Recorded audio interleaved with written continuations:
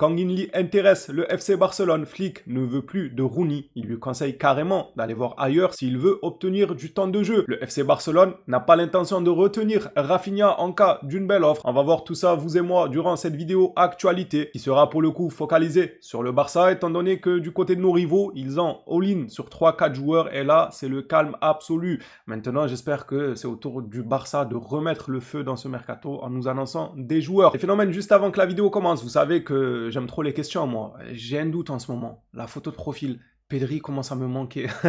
Je m'y fais toujours pas moi-même. Le créateur de la chaîne, j'ai quand même du mal à m'habituer. J'aimerais savoir, vous, de votre côté, comment est-ce que vous voyez la chose? Est-ce que l'ancienne photo de profil, elle était meilleure? Ou celle-ci, ça va, elle passe, elle fait l'affaire, c'est une question de temps? En fait, c'est ce que je me dis. Je me dis, c'est une question de temps, on va finir par s'y habituer, comme on a fini par s'attacher à Pedri. Mais d'un autre côté, je me dis... Elle était belle, la photo de Pedri. La vérité qu'elle était belle. Bref, parlons un peu football, actualité. Et on va commencer par une très belle déclaration de Ronaldo Nazario. Il n'est pas à son coup d'essai. Il a déjà déclaré plusieurs choses de ce genre tout au long des précédentes années.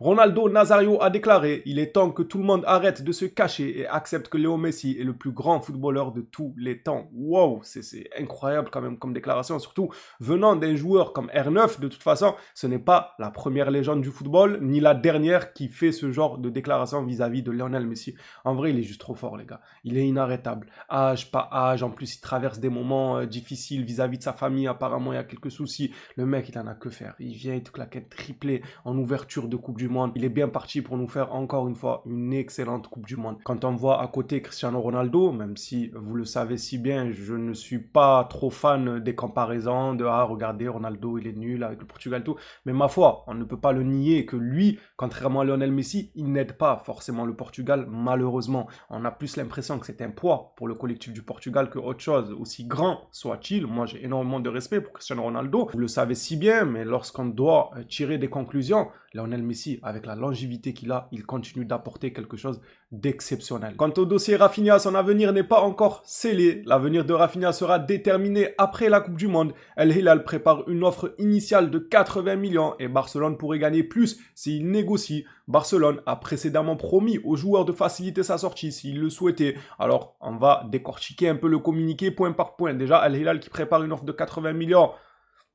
Quand même, c'est 80 millions, mais le Barça pourrait gagner plus s'il négocie, et ça, c'est totalement normal, car l'offre initiale, dans l'esprit d'un club qui effectue l'offre, c'est jamais l'offre finale. C'est logique que pour eux, ils s'attendent à ce que le clan d'en face négocie un peu, ils prennent ça en compte dans leur tête, donc l'offre initiale a de grandes chances d'aboutir vers une offre un peu plus élevée, dans les 90 ou 100 millions, comme la presse nous l'apporte depuis plusieurs jours. J'ai vu un peu vos avis dans l'espace commentaire par rapport à la vidéo d'hier, et il y en a beaucoup, il y en a beaucoup qui veulent l'accompagner à l'aéroport, Rafinha, s'il y a une offre de 100 millions.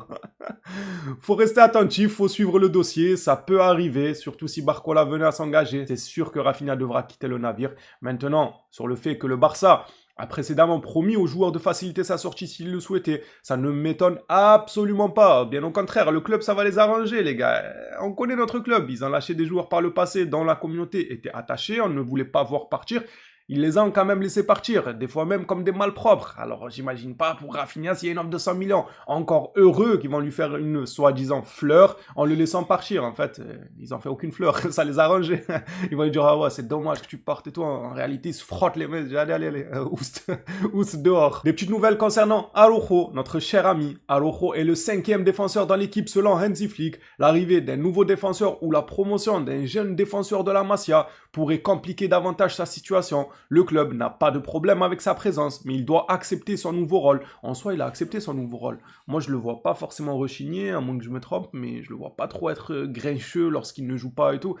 Il le sait que s'il ne joue pas, que s'il est mis derrière d'autres joueurs, il y a des raisons. C'est pas de la méchanceté gratuite. À l'heure actuelle, son avenir à Barcelone reste toujours incertain. C'est fou quand même que l'on puisse dire qu'une promotion d'un jeune défenseur de la Masia pourrait l'embêter un peu et le rétrograder dans la hiérarchie. C'est fou, le mec, c'était un patron en défense, il se retrouve mis en concurrence avec des jeunes qui sortent du centre de formation. Non, dans la vie, ça va trop vite. Lui est conseillé à de nombreuses reprises d'aller voir ailleurs. Pour moi, il n'y a qu'avec un nouvel air frais qu'il pourrait se relancer, retrouver les qualités qu'il avait auparavant et tout. Il y a eu ce qu'il y a eu avec Barcelone. Je crains qu'il n'y ait pas de marche arrière, même si je kifferais voir ça, qu'il y ait un retour en arrière et qu'il retrouve son niveau du passé. Ça peut que nous faire du bien. Deco a eu une réunion avec les agents de Kang In Lee et Javi Guerra. Qu'en pensez-vous, les Blaugrana? Est-ce que ces deux profils-là vous intéressent ou pas? Moi, je sais que pour Kang In Lee, lorsqu'il a commencé au Paris Saint-Germain, j'appréciais beaucoup le profil. Ah oui, techniquement parlant, très à l'aise. Non, j'apprécie le profil de Kang In Lee. Maintenant, il a un peu été en perdition au fil des saisons. On parlerait d'une opportunité à saisir pour pouvoir le relancer. S'il se relance et qu'il nous reoffre ses débuts au Paris Saint-Germain dans la rotation, ça pourrait peut-être apporter un petit quelque chose. Tout dépendra du prix en réalité. Si c'est une opportunité de marché qui vient pour la rotation à moindre coût, à voir, moi le profil j'apprécie. En tout cas le profil du joueur, je dis pas son niveau actuel, parce que si je devais me baser sur son niveau actuel, il n'a pas sa place de titulaire au Barça, ça c'est sûr et certain, sans aucune hésitation. Maintenant, dans la rotation, pour la profondeur de banc, déjà quand rate Bernardo Silva qui était libre, pourquoi pas chercher quelqu'un qui pourrait voilà, jouer à plusieurs postes et aider ce collectif de par la profondeur de banc qualitative. Je lirai vos commentaires avec plaisir sur le sujet. Parlons maintenant du technicien allemand qui fout dehors Rooney. Ah, il lui a dit, va voir ailleurs si on y est. Sport rapporte que Flick a dit franchement à Rooney qu'il doit partir chercher du temps de jeu, car il serait très difficile d'en obtenir ici. Et c'est à juste titre, je ne peux pas contredire Flick. La vérité est que Rooney a eu à de nombreuses reprises des possibilités pour nous montrer quelque chose, mais c'était pas assez régulier et pas assez suffisant pour un club comme le Barça. Maintenant, moi, ce que je souhaite pour ce joueur, c'est absolument d'essayer au mieux possible de l'envoyer en prêt. Le prêt, le prêt, le prêt. Oui, je mets souvent en avant les prêts, je sais, mais pour ce genre de talent, pour moi, tu ne perds pas grand-chose. C'est le club d'en face qui prend en charge le salaire, enfin, en majorité, lorsque tu négocies bien. Tu te détaches du salaire, du joueur, de sa nourriture, tu n'as plus à le nourrir à la cantine, tout ça, ça fera un plat en plus pour la Porta. Bénéf, tout est bénéf. Bénéfice max pour la Porta, les gars.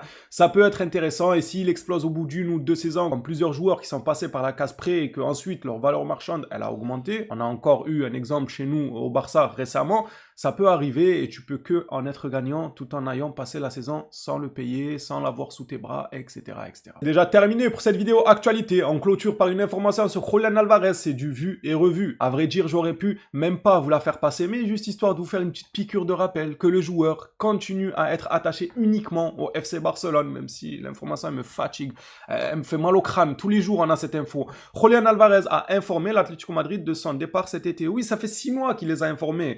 Et sa destination préférée est Barcelone. Pareil, ça fait 6 mois qu'il dit qu'il veut que Barcelone.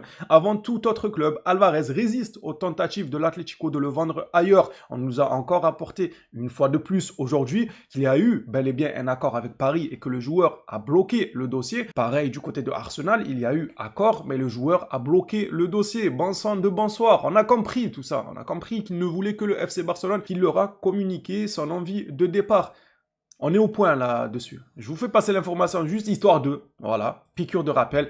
Mais en réalité, on est vraiment fatigué. Enfin voilà, l'actualité d'aujourd'hui. Kang In Lee. Est-ce que ça vous parle ou pas? Javi Guerra.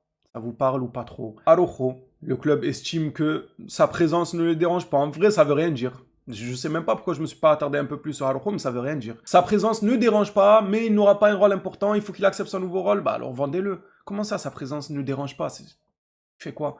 Il ferait quoi dans le club du coup? Enfin, sa présence ne dérange pas, il rajoute quoi comme plus-value au collectif si vous ne comptez pas sur lui en tant que titulaire, le relancer, lui redonner confiance, enfin voilà quoi, dans l'idéal, si on ne compte pas réellement lui redonner des opportunités et faire de lui le défenseur qu'il était auparavant.